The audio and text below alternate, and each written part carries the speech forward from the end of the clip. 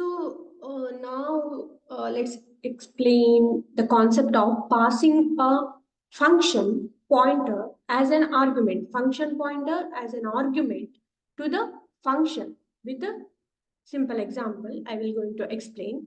Suppose you have a function that performs some operations on two numbers. You want to make this function flexible by allowing user to define their own custom operation. Okay, you want to make this function available to everyone for their own operation, own custom operation. To achieve this flexibility, you can use the function pointer as an argument.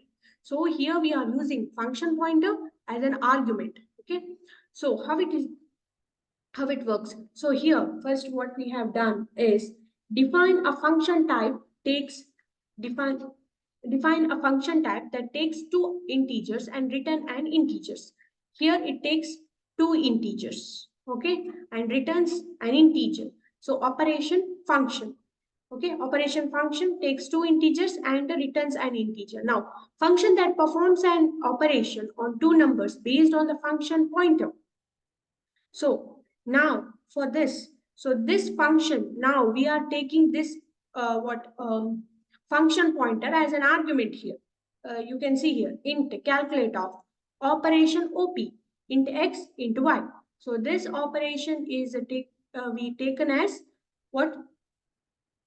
Taken as a arguments. So return op of x comma y. Okay, it will return the value of x comma y. Okay, performs an operation on two numbers based on the function pointer. Oh, sorry.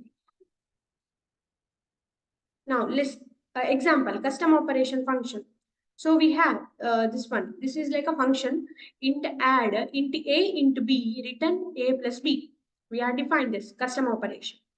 Now what happened? Now multiply also. Int multiply int a and int b. We are passing two arguments here, and it returns a into b, value of a into b. Now inside the main of function, we are performing some operation. So int result, pass the add function as an argument to calculate. For example, result is equal to calculate of. So this add function here, we are passing this add function as an argument.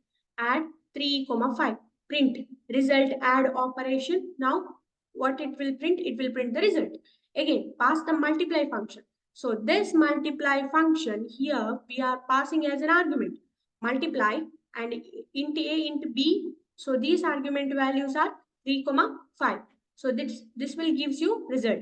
Okay, we are storing this calculate multiply of 3, 5 in the result. Okay, so for example, now I am explaining again. So for example, so we define a function type operation using a type def. This type represents the function that takes two integers. Okay, that takes two integers x and y. It calls the function pointed by op with the provided integers. Okay, int calculate. Now it calls the function operation op into x and into y.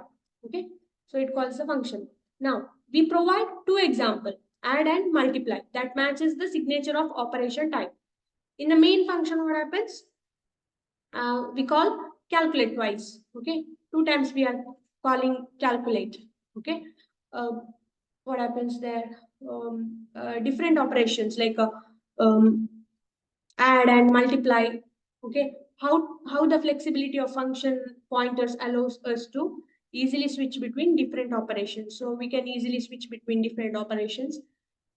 So for example, result of this program, add operation can be anything. Okay, it depends on our input. Okay.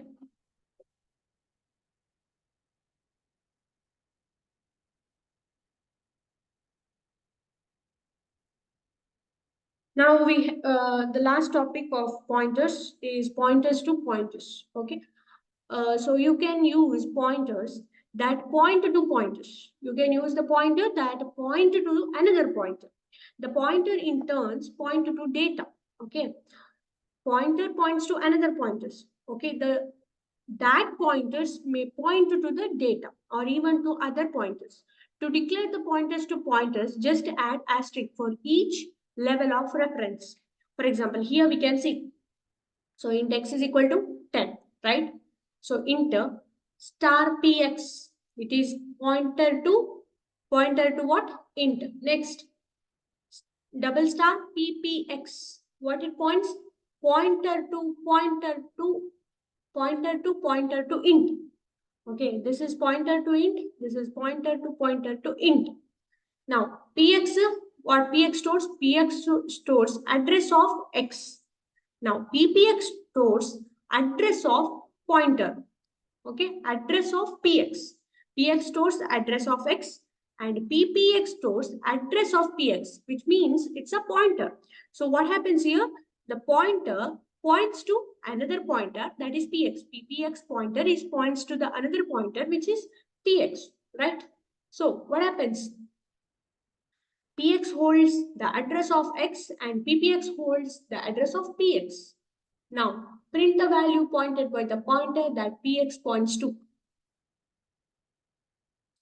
So, print the value pointed by the pointer that ppx points to. So, ppx means what happens?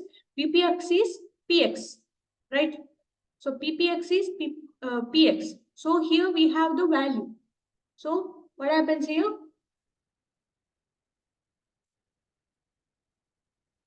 So, sorry, ppx is holds the address of px, right? So, we want ppx, content of ppx. So in content of ppx, what we have? 10, right? Px, the px content is 10. So then it will print 10, the value of x, right? This output is because like this one, star double px, sorry, double star ppx, points to the value of x, which is 10. The double dereference is needed because the double ppx points to px and the px points to x, right? Yeah.